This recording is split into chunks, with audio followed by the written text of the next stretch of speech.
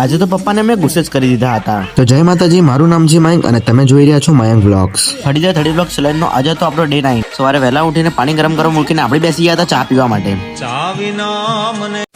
આજે કોલેજ જવામાં એટલું મોડું થઈ રહ્યું હતું કે ભાઈબંધના ફોન ઉપર ફોન જ આવી રહ્યા હતા. તો ભાઈબંધને શ્રદ્ધાને ભાવના રાખવાનું કહીને આપણે બેસી ગયા હતા કચરિયો ખાવા માટે. અને પછી મમ્મી પપ્પાને પગે લાગીને ફૂલ ઉત્સાહમાં આપણે નીકળી જઈએ છીએ કોલેજ જવા માટે. પણ ઉત્સાહ વધારે ટાઈમ માટે નતો રહેવાનો. એમની કોલેજ જતા ખબર પડે છે કે આજે તો બધા જ લેક્ચર કેન્સલ થઈ ગયા હતા. તો એની ખુશીમાં આપણે આવી ગયા હતા કોલેજની કેમ્પસમાં ક્રિકેટ રમવા. ક્રિકેટ રમીને ગાડી લઈને આપણે નીકળી ગયા હતા ઘેર જવા માટે. પણ આ ગાડી આપણે નહીં, આપણી બેનની હતી. નવી જુપિટર માટે કોંગ્રેચ્યુલેશન. બાય ધ વે એડવાન્સમાં હેપી મકર સંક્રાંતિ. નાસ્તો કરીને આપણે નીકળી ગયા હતા ઘેર જવા માટે. ઘેર આવીને જમીને આપણે કરવા માંડીએ છીએ પોતું કરીને સાંજના વાગી ગયા હતા 5 ને આપણે પાણી ભરી લઈએ છીએ. પાણી ભરતા આપણે પિતાશ્રીનો ઓર્ડર આવી જાય છે. આપણે લેવા જવાનો તો થોડો સામાન. રસ્તામાં પકોડી ખાઈને આપણે જતા રહીએ છીએ સામાન લેવા માટે. અને હા, પકોડી કોને કોને ભાવે છે તે કમેન્ટમાં લખવાનું ભૂલતા નહીં. ઘેર આવીને આપણે પપ્પા જોડે મજાક મસ્તી કરવા લાગ્યા હતા.